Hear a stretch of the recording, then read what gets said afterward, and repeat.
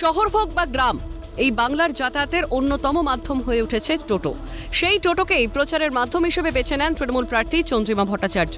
সোমবার সকালে জাঁকজমক প্রচারের মাধ্যমে জনসংযোগ করেন দমদম উত্তরের তৃণমূল প্রার্থী।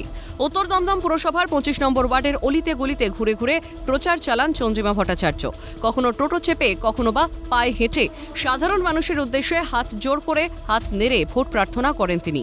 তাকে কাছে পেয়ে সাধারণ মানুষ ফুলমালা দিয়ে অভ্যর্থনাও জানান।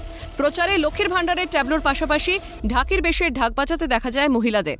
আসন্ন বিধানসভা নির্বাচনে জয়ের ব্যাপারে যথেষ্ট আত্মবিশ্বাসী দমদম উত্তরের তৃণমূল প্রার্থী চন্দ্রিমা ভট্টাচার্য। মানুষের সারা অফুরান, সুতরাং মমতা বন্দ্যোপাধ্যায় আমাদের মাননীয় নেত্রীর ওপর মানুষ ভরসা রাখে।